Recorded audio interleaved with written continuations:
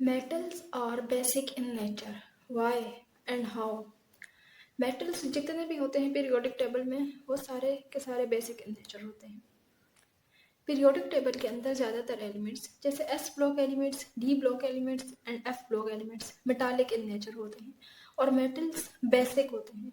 Basic की जगह अगर हम अल्कलाई कहेंगे तो वो भी ठीक रहेगा। अच्छा, बेस और अल्कलाई में फ़र्क क्या होता है? सबसे पहले तो ये भी आपको पता होना चाहिए। तो बेस जो है ये एक ब्रॉड टर्म है। बेस क्या है? ब्रॉड टर्म है। और बेस के अंदर एक ग्रुप जो कि बजाते खुद भी बेसिक होते हैं उनको अल्कलाई कहा जाता है। ये इस वीडियो के बाद आप लोगों को वाज़ेह हो जाएगा कि बेस और अल्कलाई में फ़र्क क्या होता है। बहरहाल यहाँ से आपको इतना तो पता चल गया है कि बेस एक ब्रॉड टर्म है और बेस के अंदर एक छोटा सा ग्रुप होता है जिसको अल्कलाई कहा जाता है। तो मेटल्स का बेसिक नेचर समझने के लिए हम ग्रुप 1 पीरियोडिक टेबल का देख लेते हैं। ग्रुप 1 में आते हैं सबसे पहले तो हाइड्रोजन आता है। हाइड्रोजन तो नॉन मेटालिक है, नॉन मेटालिक इन नेचर, ये तो गैस है। हाइड्रोजन के बाद lithium, sodium, potassium, rubidium and caesium, ये सारे मेटल्स हैं और ये सारे बेसिक इन नेचर हैं। तो मेटल्स जो हैं वो बेसिक होते हैं और इनका बेसिक कैरेक्टर इनके इलेक्ट्रोपॉजिटिव कैरेक्टर की वजह से होता है। Electropositive nature. अब इलेक्ट्रोपॉजिटिव नेचर क्या होता है? इलेक्ट्रॉन की लॉस करने की सलाहियत को इलेक्ट्रोपॉजिटिव नेचर कहा जाता है। जैसे कोई भी मेटल एटम इलेक्ट्रॉन लॉस करके अपने ऊपर पॉजिटिव चार्ज ले आएगा और ये इलेक्ट्रॉन इसके अंदर से निकल जाएगा। तो मेटल्स की टेंडेंसी होती है टू गिव इलेक्ट्रॉन और इसी टेंडेंसी को कहा जाता है इलेक्ट्रोपॉजिटिव नेचर। तो अगर इस ग्रुप में अगर आप गौर करें तो जैसे जैसे आप ऊपर से नीचे आते जाएंगे मेटल का साइज बढ़ता जाएगा। जैसे लिथियम का साइज ये है और ग्रुप 1 की जो वैलेंस शेल कन्फिग्रेशन है वो होती है NS1, यानी इनके आखिरी शेल का एक ही सब शेल होता है, वो S होता है और उसके अंदर एक ही इलेक्ट्रॉन होता है। तो ये लिथियम स्मॉल साइज होगा और इसके आखिरी शेल में एक ही इलेक्ट्रॉन होगा। अब जैसे जैसे नीचे आते जाएंगे एटम का साइज बढ़ता जाएगा, मेटल का साइज बढ़ता जाएगा। रुबिडियम का साइज थोड़ा बड़ा और फिर सीजियम का और बड़ा। तो जैसे जैसे मेटल्स का साइज बढ़ता जा रहा है इसके वैलेंस शेल का जो इलेक्ट्रॉन है उसका डिस्टेंस बढ़ता जा रहा है फ्रॉम द न्यूक्लियस। तो न्यूक्लियस और वैलेंस शेल के इलेक्ट्रॉन के बीच में अट्रैक्शन भी कम होती जा रही है जिसकी वजह से इन मेटल्स को इलेक्ट्रॉन लॉस करना आसान होगा। जैसे जैसे ऊपर से नीचे आते जाएंगे साइज बढ़ता जाएगा तो मेटल्स की tendency to loss the electron ज़्यादा होती जाएगी, यानी इलेक्ट्रोपॉजिटिव कैरेक्टर बढ़ता जाएगा। जैसे जैसे ऊपर से नीचे आते जाएंगे size increase, electropositive nature increase, so metallic character also increase, metallic character increase। और इन्हीं की वजह से तो बेसिक कैरेक्टर होता है। तो हम ऐसे कह सकते हैं कि बेसिक कैरेक्टर also increase, यानी इलेक्ट्रॉन लॉस करने की सलाहियत बढ़ जाती है तो उसका बेसिक कैरेक्टर भी बढ़ जाता है। तो इसके बाद हम जान लेते हैं कि मेटल्स कैसे बेसिक होते हैं, यानी मेटल्स का बेसिक बिहेवियर किस वजह से होता है, वो कौन सा मैकेनिज्म है जिसके थ्रू मेटल्स का बेसिक जो बिहेवियर है वो डिस्प्ले होता है। तो उसके लिए हम एक छोटा सा एक्सपेरिमेंट कर लेते हैं। ये कंटेनर लेते हैं, इसके अंदर पानी है, ये एक बीकर है, इसके अंदर हमने पानी डाला हुआ है। तो पानी क्या होता है? H2O, हाइड्रोजन और साथ में OH। अब वाटर के अंदर आपको चार्ज डिस्ट्रीब्यूशन तो पता ही है, ऑक्सीजन इलेक्ट्रोनेगेटिव होता है तो इसके ऊपर पार्शियल नेगेटिव चार्ज होता है, हाइड्रोजन के ऊपर पार्शियल पॉजिटिव चार्ज होगा क्योंकि इसकी इलेक्ट्रॉन डेंसिटी ऑक्सीजन ने अपनी तरफ खींच ली है। तो अगर इस पानी में अगर बाहर से मेटल डाल दिया जाए, जैसे लिथियम, लिथियम आ गया इस पानी के अंदर। लिथियम अब इलेक्ट्रोपॉजिटिव है। इलेक्ट्रोपॉजिटिव का मतलब है कि ये इलेक्ट्रॉन देना चाहते हैं, ये इलेक्ट्रॉन देगा। अब इलेक्ट्रॉन किसको जरूरत है? हाइड्रोजन को, क्योंकि हाइड्रोजन के ऊपर पार्शियल पॉजिटिव चार्ज है। तो इसके ऊपर जो इलेक्ट्रॉन है वैलेंस शेल के अंदर, जो आखिरी इलेक्ट्रॉन है वो इस हाइड्रोजन को देगा। इस हाइड्रोजन को देगा, हाइड्रोजन को जब देगा तो ये वाला जो बॉन्ड है ये दो इलेक्ट्रॉन्स से बना हुआ है, और वो इलेक्ट्रॉन्स ऑक्सीजन के ज़्यादा करीब है, क्योंकि ऑक्सीजन इलेक्ट्रोनेगेटिव है। तो हाइड्रोजन की जब इलेक्ट्रॉन की कमी इधर से पूरी हो रही है तो वो इस बॉन्ड को तोड़ देगा। हाइड्रोजन इस बॉन्ड को तोड़ देगा, यानी अपना वाला इलेक्ट्रॉन भी ऑक्सीजन के हवाले कर देगा। तो यहाँ पर होगा क्या, लिथियम ने हाइड्रोजन को इलेक्ट्रॉन दे दिया, तो लिथियम के ऊपर प्लस का चार्ज आ जाएगा। अब क्या यहाँ पर क्या हुआ, हाइड्रोजन को जब लिथियम से इलेक्ट्रॉन मिल गया तो हाइड्रोजन इस बॉन्ड के इलेक्ट्रॉन्स को इस ऑक्सीजन के ऊपर ही शिफ्ट कर देगा, इस ऑक्सीजन के ऊपर ही ऐसे शिफ्ट कर देगा। तो ये OH नेगेटिव बन जाएगा, OH के ऊपर नेगेटिव चार्ज आ जाएगा। तो लिथियम के ऊपर पॉजिटिव चार्ज बन गया था, OH के ऊपर नेगेटिव चार्ज। तो नेगेटिव और पॉजिटिव का अट्रैक्शन होता है, तो ये लिथियम हाइड्रोक्साइड बन जाएगा। और साथ में इधर क्या हुआ, हाइड्रोजन निकल गया, साथ में हाइड्रोजन। अब यहाँ पर एक लिथियम और एक वाटर का मॉलिक्यूल तो नहीं थे, इस पूरे कंटेनर के अंदर, बीकर के अंदर काफ़ी सारे लिथियम और काफ़ी सारे वाटर के मॉलिक्यूल्स थे। तो बहुत ज़्यादा मिकदार में लिथियम हाइड्रोक्साइड भी बनेगा और बहुत ज़्यादा मिकदार में हाइड्रोजन भी बनेगा। अब यह हाइड्रोजन फिर किसी दूसरे हाइड्रोजन के साथ जोड़कर क्या बनाएगा, किसी दूसरे हाइड्रोजन के साथ जोड़कर, जो कि किसी और पानी के मॉलिक्यूल से टूटा होगा, H2 गैस बनेगा, H2 गैस। और आपको पता है कि H2 गैस फ्यूल के तौर पर एक्ट करती है, H2 गैस फ्यूल के तौर पर एक्ट करती है। अच्छा, एक और बात, ये लिथियम और वाटर के बीच में जो रिएक्शन होता है ये हाईली एक्सोथर्मिक होता है, यानी इनके बीच में जब रिएक्शन होगा तो इधर से बहुत ज़्यादा मिकदार में एनर्जी रिलीज होती है, इधर से एनर्जी रिलीज होती है। तो एनर्जी और फ्यूल ये दोनों चीज़ें मिलकर आग लगा देती हैं। तो ये रिएक्शन इतना एक्सोथर्मिक होगा, और एक तो एक्सोथर्मिक है और एक इस रिएक्शन में हाइड्रोजन लिबरेट हो रहा है जो कि एक फ्यूल के तौर पर एक्ट करेगा। तो इस इधर जो है ना, इस कंटेनर के ऊपर रिएक्शन के दौरान आग लग जाएगी, इस रिएक्शन के दौरान इस कंटेनर के ऊपर आग लग जाएगी। तो यहाँ पर तो मैंने आपको लिथियम का बेसिक नेचर बता दिया। अब लिथियम चूँकि छोटा एटम है, छोटा मेटल है, इसका साइज भी छोटा है, इलेक्ट्रोपॉजिटिव नेचर भी कम होगा, मेटालिक कैरेक्टर भी कम है, तो बेसिक कैरेक्टर भी इसका कम होगा। इसका पानी के साथ रिएक्शन बहुत ज़्यादा वुड्स नहीं होगा, जबकि जैसे जैसे नीचे आते जाएंगे पानी के साथ इनका रिएक्शन बढ़ता जाएगा, पानी के साथ इनके जो रिएक्शन की स्पीड है वो बढ़ती जाएगी।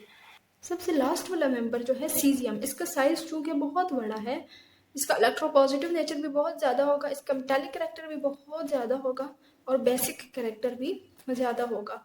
इसके बारे में कहा जाता है कि ये इतना ज़्यादा रिएक्टिव, इसको अगर आपने किसी ऐसी ग्लास की बोतल में डाल दिया जिसमें थोड़ा सा भी मॉइस्चर हुआ तो ये उसके साथ रिएक्शन करेगा, और इसका रिएक्शन इतना ज़्यादा एक्सोथर्मिक होगा कि इस ग्लास की बोतल के छोटे छोटे टुकड़े हो जाएंगे।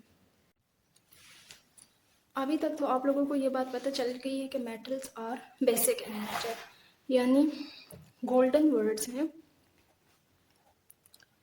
गोल्डन वर्ड्स, इनको आपने अपने पल्ले बिठा लेना है कि metals are basic in nature. और एक और बात कि मोर एक्टिव मेटल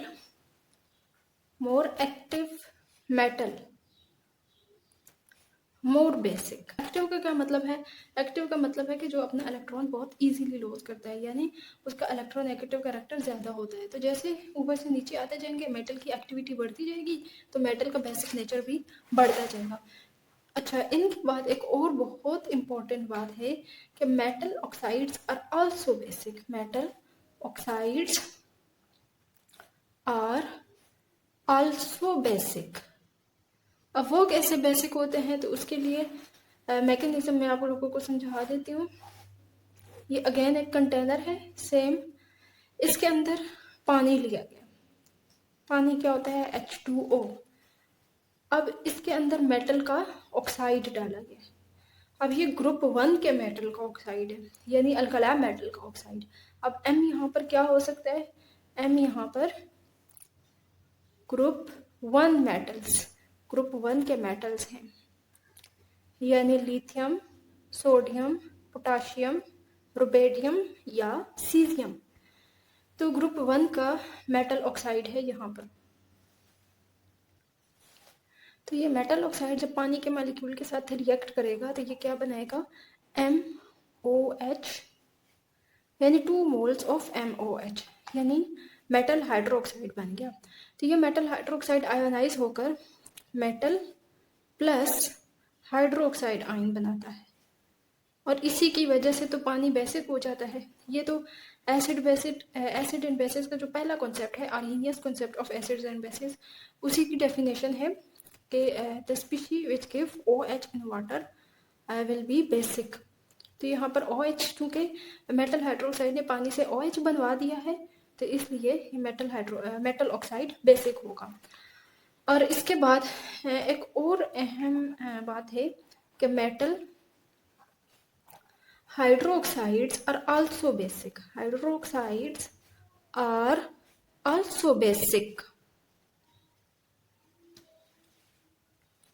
और मेटल के हाइड्रोक्साइड तो बेसिक ही हैं, ये तो समझ आने वाली बात है कि MOH पानी के अंदर आयोनाइज होकर मेटल प्लस OH बनाएगा, दोनों एक्वस हो जाएंगे, यानी इनको पानी के मॉलिक्यूल्स सराउंड कर लेंगे। तो इस OH की वजह से ये पानी बेसिक हो जाएगा। तो पहली बात कि metals are basic in nature, दूसरी बात कि more active metal more basic in nature, तीसरी बात metal oxides are also basic, और चौथी अहम बात metal hydroxides are also basic. Group 1 के बाद हम ग्रुप 2 के मेटल्स की नेचर जान लेते हैं। तो ग्रुप 2 में ग्रुप 2A या फिर दूसरी गिनती में ग्रुप 2 हो गई, ग्रुप नंबर 2। ग्रुप 2 में एलिमेंट्स आ जाते हैं beryllium, magnesium, calcium, strontium, barium. जो जो ऊपर से नीचे आते जाएंगे साइज बढ़ता जाएगा, size increase, electropositivity increase, so basicity will increase, metallic character भी डाउन द ग्रुप इंक्रीज होता है, मेटालिक नेचर इंक्रीज। लेकिन फर्क ये है कि ग्रुप 1 के एलिमेंट्स जो थे, ग्रुप 1A के एलिमेंट्स जो थे वो मोनोपॉजिटिव थे, यानी वो एक ही इलेक्ट्रॉन लॉस करते थे। ये अगर ग्रुप 1 का एलिमेंट है तो ये एक ही इलेक्ट्रॉन लॉस करके मोनोपॉजिटिव आयन बनाएगा और साथ में ये इलेक्ट्रॉन निकल जाएगा। जबकि ग्रुप 2A के जो एलिमेंट्स हैं, ग्रुप 2A वो डाई पॉजिटिव है, यानी ये अगर ग्रुप 2 का मेटल है तो ये 2 इलेक्ट्रॉन लॉस करके M2+ बनाएगा और साथ में ये 2 इलेक्ट्रॉन्स निकल जाएंगे। तो ग्रुप 2 के मेटल्स का भी सेम वही नेचर होता है, यानी ये भी बेसिक होते हैं। तो इनका बेसिक कैरेक्टर किस वजह से होता है, सेम वो मैकेनिज्म देख लेते हैं। ये एक बीकर है, उसके अंदर पानी लिया गया है, तो ये है ग्रुप 2 का मेटल ऑक्साइड। अब ऑक्सीजन के ऊपर 2- का चार्ज होता है, मेटल के ऊपर 2+ का चार्ज होता है, तो ये इसका जो है रेशो, इसके एटम्स की रेशो 1:1 रहेगी, यानी एक मेटल के साथ एक ही ऑक्सीजन जुड़ा हुआ होगा। अब ये जब पानी के साथ रिएक्ट करेगा तो पानी के 2 मॉलिक्यूल्स के साथ रिएक्ट करेगा। पानी के मॉलिक्यूल्स के अंदर चार्ज डिस्ट्रीब्यूशन कुछ इस तरह है, partial negatively charged hydroxyl ion and partial positively charged hydrogen atom. बल्कि हम पहले सिर्फ सिंपल मेटल का बेसिक नेचर देख रहे हैं। तो ये अगर ग्रुप 2 का मेटल है, ये अगर ग्रुप 2 का मेटल है तो ये क्या करेगा, एक इलेक्ट्रॉन, इसके वैलेंस शेल में 2 इलेक्ट्रॉन है, तो एक इलेक्ट्रॉन लॉस करके उस हाइड्रोजन को दे देगा, तो दूसरा इलेक्ट्रॉन लॉस करके इस हाइड्रोजन को दे देगा, और ये वाला बॉन्ड इधर शिफ्ट हो जाएगा हाइड्रोक्साइल आयन पर। तो होगा क्या, इसके नतीजे में ये मेटल है, मेटल अब डाई पॉजिटिव हो गया है, यानी प्लस प्लस, और साथ में ये 2 हाइड्रोक्साइल आयन इसके साथ जुड़ जाएंगे, और इधर से 2 हाइड्रोजन जो निकले थे वो H2 बना देंगे, और ये H2 गैस जो है सेम फ्यूल के तौर पर एक्ट करेगी, और साथ ही साथ इस रिएक्शन में एनर्जी भी रिलीज होती है, क्योंकि ये रिएक्शंस हाईली एक्सोथर्मिक होते हैं। तो इस रिएक्शन के नतीजे में इधर क्या होगा, फायर लग जाएगी। सेम यही बाकी मेटल्स के साथ भी है, जैसे जैसे ऊपर से नीचे आते जाएंगे इनकी पानी के साथ रिएक्टिविटी बढ़ती जाएगी, तो रिएक्टिविटी और रिएक्शन एक्सोथर्मिक होता जाएगा, तो इस ऊपर से नीचे पानी के साथ रिएक्शन इनका वाइग्रस होता जाएगा। इसके बाद देख लेते हैं मेटल ऑक्साइड्स, इस ग्रुप के मेटल ऑक्साइड। तो मेटल ऑक्साइड को MO से शो किया जाएगा, यानी एक एक इसके अंदर एटम्स का रेशो ये होगा 1 और 1, ये डाई पॉजिटिव होता है और ये डाई नेगेटिव होता है। तो इसका बेसिक नेचर किस वजह से होता है, उसके लिए हम मैकेनिज्म देख लेते हैं।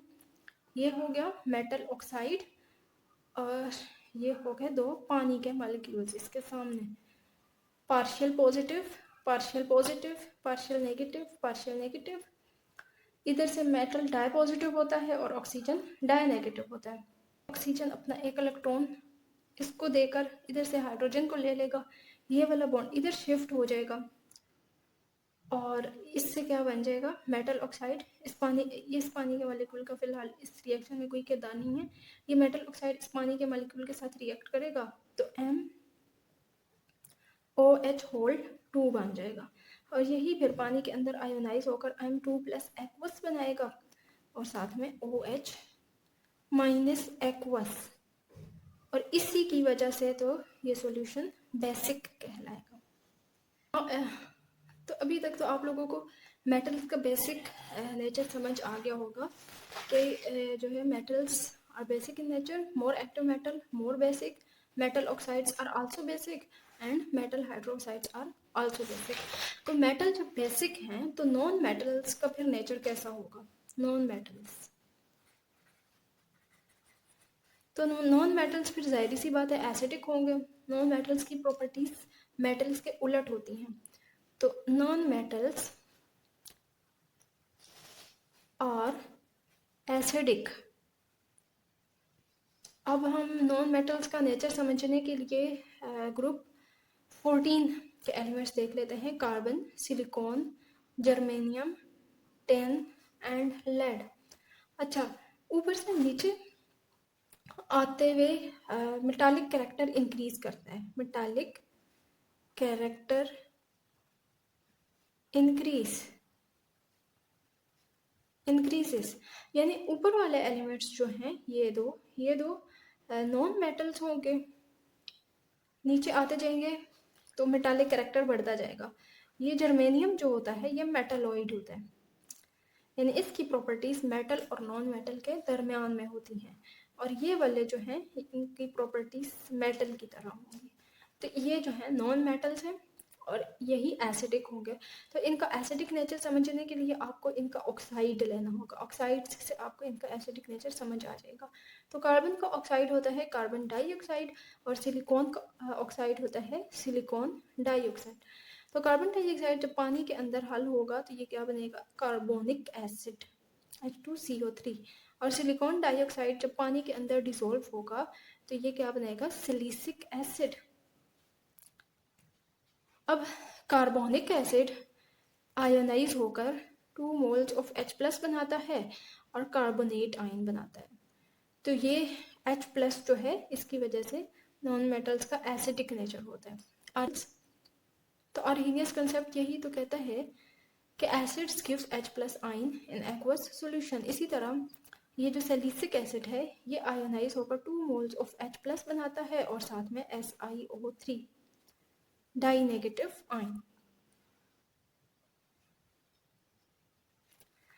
इसके बाद अगला ग्रुप देख लेते हैं nitrogen, phosphorus, arsenic, antimony and bismuth. तो nitrogen metallic non metallic in nature है, इसका ऑक्साइड होगा NO2। ये जब पानी के साथ मिलेगा तो क्या बनेगा, nitric acid HNO3, H2NO3। H2NO3 ionise होकर 2 मोल्स ऑफ H प्लस और साथ में नाइट्रेट आयन बनाएगा। इसी तरह फास्फोरस के ऑक्साइड्स होते हैं P2O5। P2O5 पानी के साथ रिएक्ट करके, ये पानी के साथ रिएक्ट करके H3PO4 बनाता है, और H3PO4 भी एसिडिक होता है। ये पानी के अंदर ये आयोनाइज होकर H plus ion and PO4 3 minus ion बनाता है, तो इसकी वजह से ये एसिडिक। इसके बाद निचले arsenic, antimony and bismuth. Arsenic metal, इसकी प्रॉपर्टीज मेटल और नॉन मेटल्स के दरमियान में होगी, और नीचे वाले जो एलिमेंट्स हैं ये मेटालिक इन नेचर होंगे। तो ये था मेटल्स और नॉन मेटल्स का बेसिक और एसिडिक कैरेक्टर। उम्मीद है आप लोगों को समझ आ गया होगा।